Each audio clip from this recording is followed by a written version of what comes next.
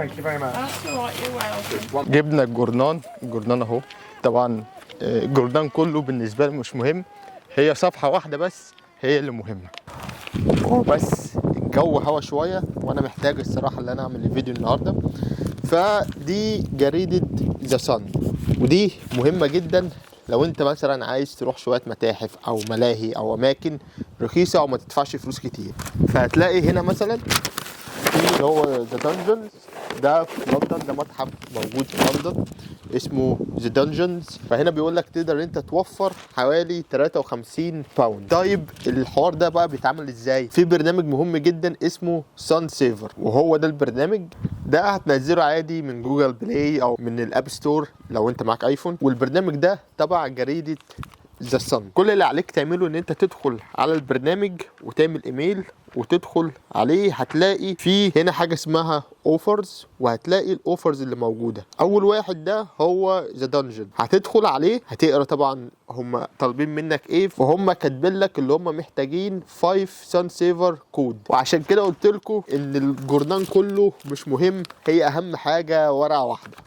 فلما هتيجي تقلب بقى في الجورنان هتلاقي هنا الكود اللي هو اللي تحت ده، هو ده اللي انت محتاجه من الجورنان كله. تمن الجورنان في يوم السبت يوم الاحد بيبقى باوند ونص، بس في الايام العاديه بيبقى بباوند واحد بس. فانت محتاج 5 كود من دول، وتقدر تاخد 2 تيكت ببلاش بعد ما تجمع ال5. فانت لازم كل يوم تشتري جريده، ما ينفعش تشتري 5 في يوم واحد. الجريده بيبقى لها تاريخ، فلازم تشتري كل يوم واحده. انت ممكن تشتري مثلا ال5 كل يوم واحده وتحطهم على البرنامج مره واحده مش مشكله، بس لازم تشتري الجورنان في الايام اللي هم قايلين عليها. فمثلا هنا بيبقى مكتوب العرض هيبدا من يوم 5، فانت معاك 5 ايام من يوم 5 لغايه يوم 17 اكتوبر تشتري جريده في ايام مختلفه. وبعد ما تجمع 5 هتقدر انك انت تحجز مكان وتاخد 2 تيكت ببلاش. هما مش اول مره يعملوا الموضوع ده، هما بيعملوا الموضوع ده على طول في السنه كامله. فانا رحت قبل كده متحف الشمع ببلاش، ما دفعتش اي حاجه، وكنت عامل فيديو عنه. وغير كده انا اصلا رايح المتحف الشمعي تاني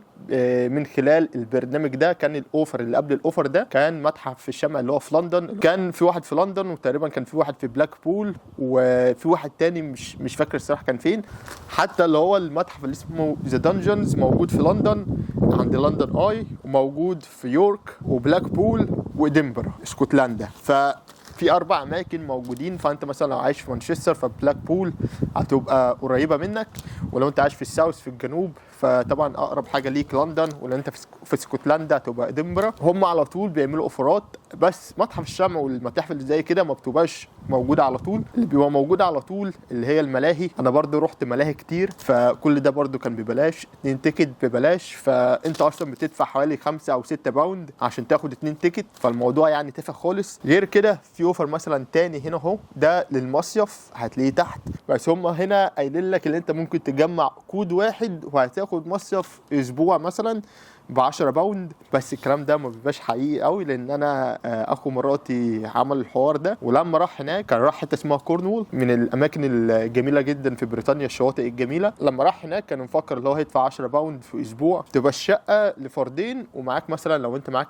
اطفال بيبقى معاك طفلين، فبتبقى زي عيله كده. فهو دفع حوالي 90 باوند في اسبوع. فطبعا 90 باوند في اسبوع ده سعر يعني جامد جدا، ما فيش ارخص من كده. بس هم بيقولوا على الويب سايت بتاعهم 10 باوند. فانا الصراحه ما اعرفش في ناس مثلا راحت ب10 باوند الاسبوع ولا لا. النهارده يوم الاحد ورحت اشتريت الجريده الثانيه، وطلعت بجنيه و80 ساج. في حاجه مهمه لازم تعرفوها، ان التيكت ما بتبقاش unlimited. طبعا بيبقى فيه عدد من التيكت اللي انت تقدر تحجزها ببلاش من غير ما تدفع ولا جنيه. فمثلا في حوالي اكتر من 1000 تيكت ببلاش، وبعد كده بتلاقي التيكت مثلا ب10 باوند وهكذا. فانا هسيب لكم السكرين شوت دلوقتي اللي انتوا تشوفوا الاسعار. فانت لو هتحجز يعني جمع الكود بسرعه، وبعد كده في الميعاد المحدد مثلا على قد ما تقدر، يعني الساعه 11 تبقى بتحجز التيكت بتاعك. مش كل الاوفر زي بعضيها، في اوفرز بيبقى عندها تيكت ببلاش اكتر من اوفرز تانية. فلو عجبك الفيديو سيب لايك واشترك في القناه وتابعني على الفيسبوك وعلى الانستجرام، وان شاء الله اشوفكم الفيديو الجاي. السلام عليكم.